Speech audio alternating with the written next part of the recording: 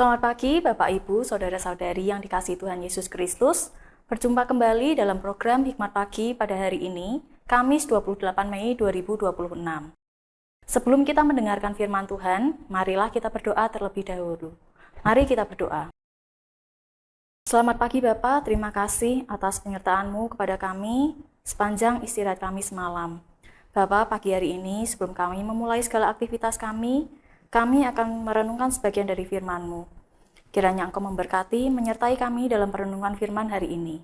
Terima kasih Bapa, di dalam nama-Mu kami sudah berdoa. Amin.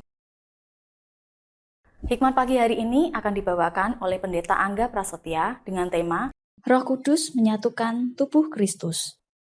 Bacaan terambil dari Kisah Para Rasul 2 ayat 42 yang berbunyi demikian.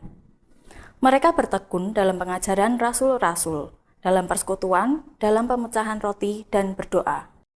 Demikian sabda Tuhan, syukur kepada Allah.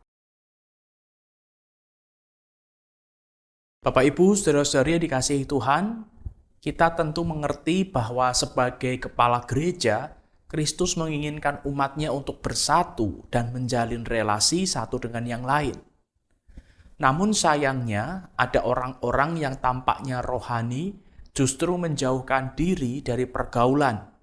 Mereka berpikir bahwa hidup yang dekat dengan Tuhan berarti harus menyendiri dan menjadi seperti pertapa.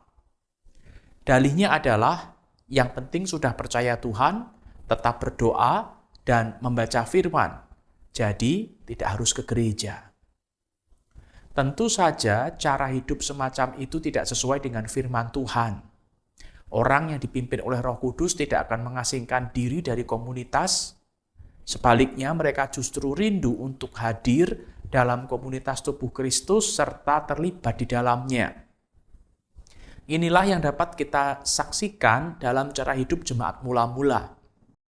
Dalam perenungan sebelumnya, kita melihat peristiwa luar biasa pada hari Pentakosta, di mana sekitar 3.000 orang bertobat dan dibaptis. Setelah peristiwa tersebut, mereka justru tetap membumi, bahkan lebih mengasihi sesama. Mereka bertekun dalam pengajaran para rasul, mereka mempunyai kebersamaan dalam persekutuan, dan mereka punya hati yang baik. Tidak heran apabila cara hidup mereka menjadi kesaksian yang baik, sehingga menarik orang-orang lain untuk percaya kepada Kristus.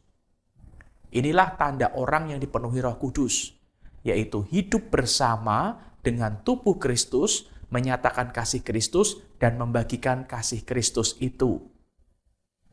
Para pengikut Kristus masa kini perlu mencontoh cara hidup jemaat mula-mula. Kita perlu memohon pimpinan Roh Kudus agar dapat terus bersatu sebagai anggota tubuh Kristus. Jika gereja bersedia dipimpin oleh Roh Kudus untuk bersatu, maka gereja akan memancarkan terang Kristus, sehingga semakin banyak yang akan mengenal dan percaya kepadanya. Pimpinan Roh Kudus mempersatukan kita sebagai anggota tubuh Kristus. Mari kita berdoa. Bapa di surga, kami mengucap syukur atas firman-Mu pagi ini. Kami kembali diingatkan bahwa ketika kami percaya kepada Yesus Kristus, Tuhan dan Juru Selamat kami, Roh Kudus tinggal di dalam hidup kami, maka kami akan memperoleh semangat untuk berkarya bersama-sama sebagai anggota tubuh Kristus. Mampukan kami untuk boleh berkarya bersama dengan saudara-saudara seiman di dalam gereja, di dalam komunitas-komunitas yang ada, sehingga anak-anak Tuhan dapat dilihat oleh dunia sebagai anak-anak Tuhan yang rukun, anak-anak Tuhan yang bekerja bersama-sama untuk kemuliaan nama Tuhan dan jadi berkat bagi banyak orang. Tolong kami untuk tidak menjauh dari persekutuan-persekutuan yang ada, dari ibadah-ibadah yang ada, dari perkumpulan anak-anak Tuhan, sehingga kami dapat menyatukan diri dengan tubuh Kristus, berkarya jadi berkat bagi banyak orang. Di dalam nama Tuhan Yesus kami naikkan doa permohonan ini. Amin. Selamat pagi, selamat beraktivitas. Tuhan Yesus memberkati.